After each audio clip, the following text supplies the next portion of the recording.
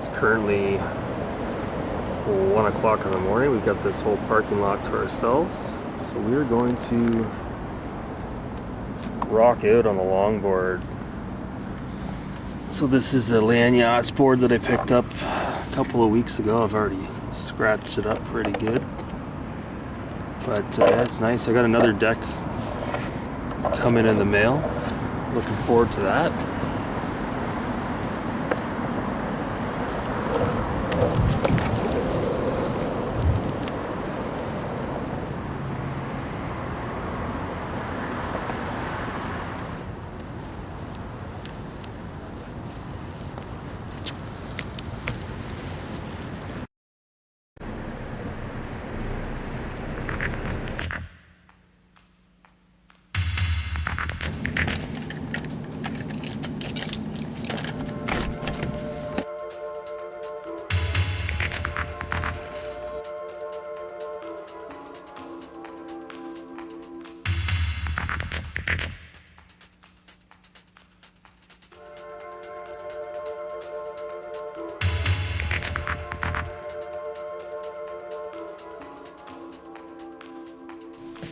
Oh yeah, she was on sale. Oh yeah.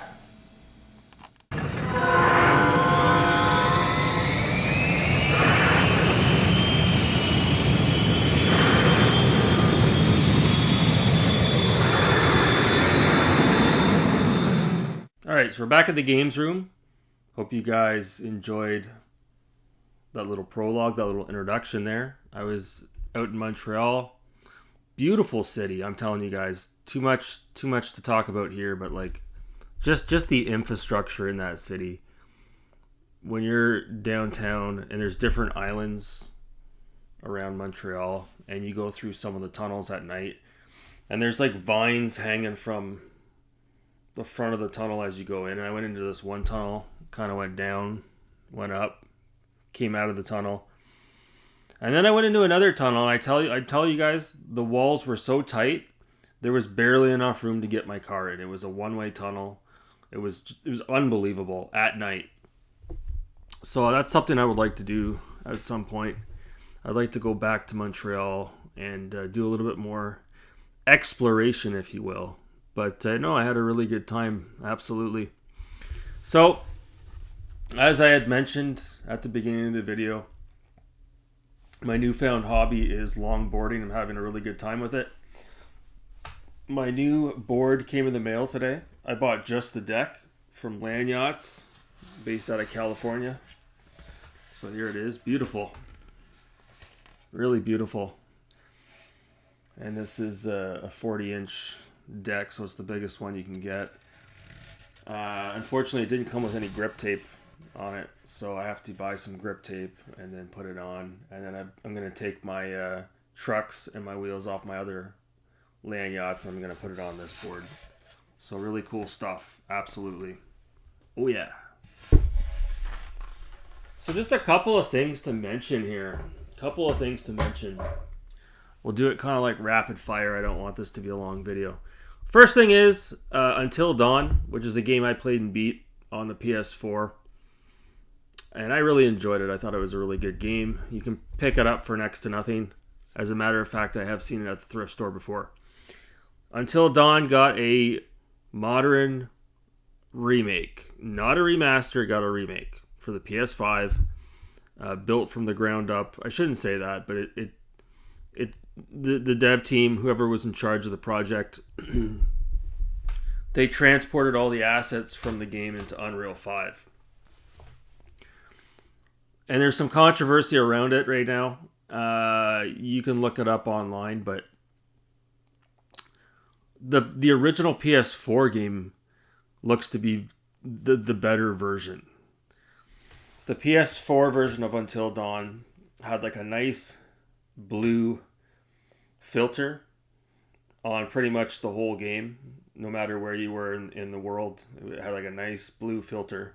And it really added to that horror element. You're out at night during the winter, right? And the remake of Until Dawn, it's not like I don't. It's we're in this situation right now with video games where it's like not a remake and it's not a remaster. It's kind of like in between, because when you watch video clips of the new version of Until Dawn, it's clear as day that they're reusing a lot of the assets for the characters. As an example, they've gotten the modern enhancements, right? But there's other things within the game that have been changed. Like the original Until Dawn had like a fixed camera view, kind of like old school Resident Evil, which again I love. And they've done away with that in favor of the over-the-shoulder RE4 type camera. But the worst thing about it is the new remake did away with the blue filter. Why? I have no idea. The game runs at 30 FPS, whereas the original that was on the PS4, if you have a PS5, you can put that bad boy in backwards compatible, and it runs about 50, 60 frames a second. So, all that being said, I'm really getting sick of these modern remaster remakes, and it's getting to the point where I just want to stick with the original. You know, a lot of people were telling me that I should ditch the original 3 Uncharted games that I have on the PS3 and just get the remastered versions that came out on the PS4. I kind of want to just play those games the way they were meant to have been played on an original PS3 with the PS3 controller in my hand at sub 30 FPS. I don't care. I just kind of want to play it the way it was meant to have been played. Excuse me. That's where I'm at right now. I'm not really a huge fan of modern remakes and remasters. You know, there's a lot of games now too. I guess this is a little bit off topic, but there's a lot of games now that are just, even though they're a single player experience, you still have to connect to the internet to a certain degree. Like Far Cry 3 Blood Dragon, which I picked up for the Xbox Series X from Limited Run Games. The only way I can play that game is if I disconnect my Xbox from the internet, because as soon as you put that game in, it's an Ubisoft game, right? It immediately asks you to log into your Ubisoft account or create an account. Well, I'm not doing that.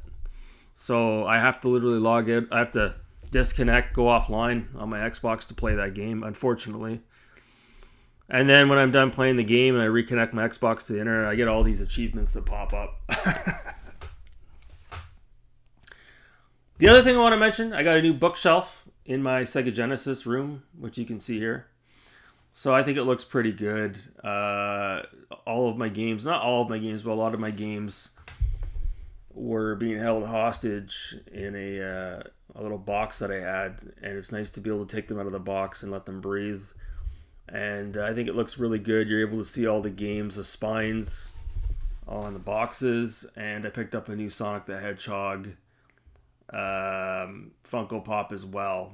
So yeah, right down the Funko Pop rabbit hole. Absolutely.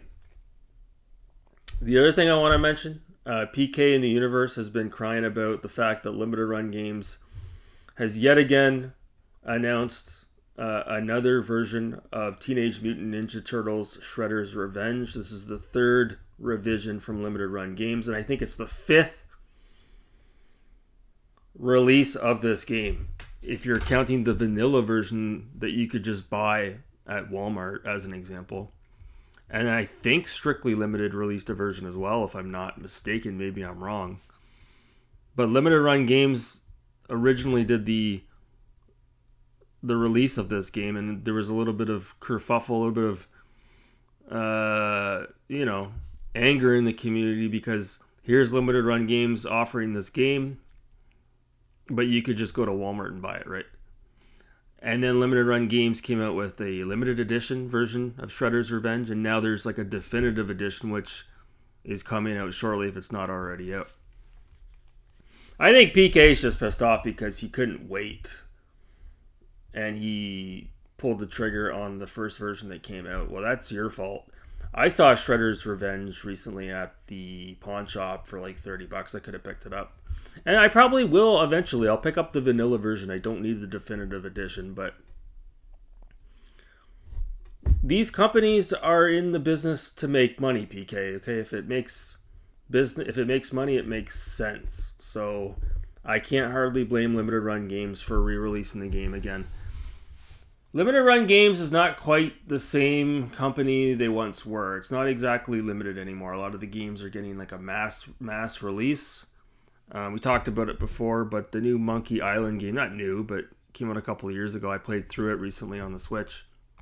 That's an unnumbered, mass-produced, limited run game because I've seen it multiple times at GameStop in Canada for all consoles, not just the Switch. So, and then, like I said, sometimes, well, maybe not so much now, but there was a point where you could go into Best Buy in Canada or Future Shop in the US, and you could occasionally see a limited run game on the shelf, but the physical release section within Best Buy is like non-existent. In Canada, though, as far as Walmart is concerned, although, you know, the section of like retail, like of physical games within Walmart is not quite what it used to be. It's still not bad. I've seen some stores that have a pretty good selection of games, to be honest with you.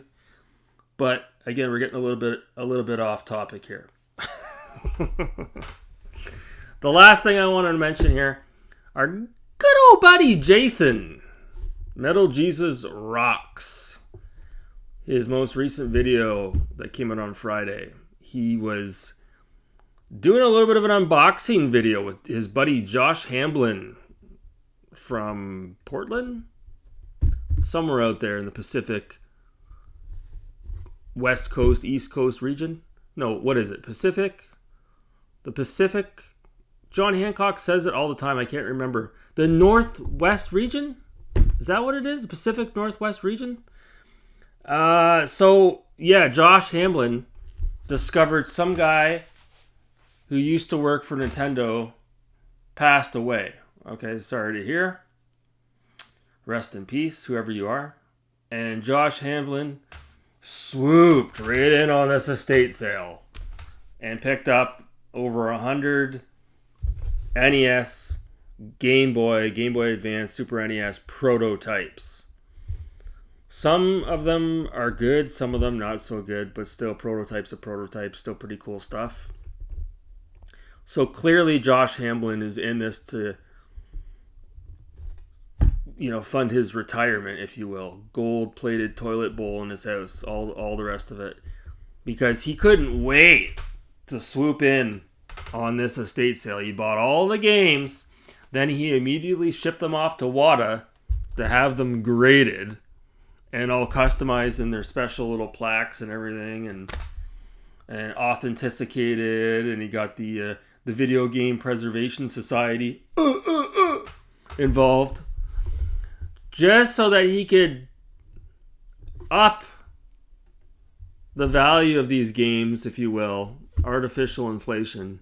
And Metal Jesus was talking in his video. He said, well, what's the plan? What's the plan with these games? And Josh was like, well, eventually we're gonna sell them. I'm gonna keep a couple for myself, for my personal collection, but we're gonna sell them. Like, okay, yeah, here we go. Here we fucking go. Oh my God. Adam's Family Values, Fester's Quest, Pugly's Treasure Hunt. He's going to be asking thousands and thousands and thousands of dollars for these games. Oh my God. And to his credit, he's got a couple of gems in there. He's got a Ninja Gaiden prototype, which I'm sure would be worth quite a lot of money. But even on the case that he's got the games in from WATA, it even says the guy who passed away. It even has his name on it. It says his name, his collection, his prototype collection. Like, really? Oh my God, Jesus Christ. It never ends with these fuckers, eh? Oh my God. You could just see Josh Hamblin's greedy little eyeballs in the video. Oh, all this money. Oh, I'm going to be rich. All these prototypes.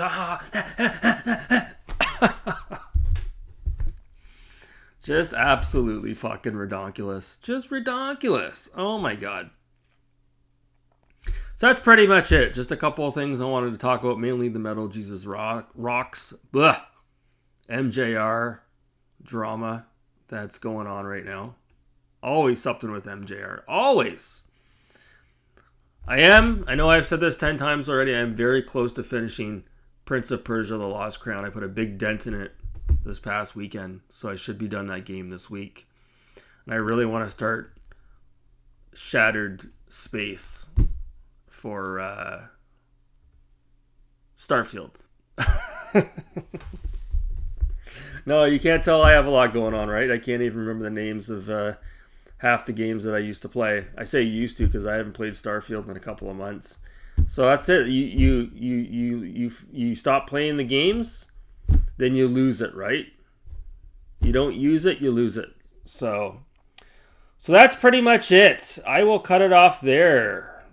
15-minute mark. I hope you guys are doing well. I will be back with something a little bit later. I hope you're all doing well. Halloween is just around the corner. Thanks so much for watching. Have a good night.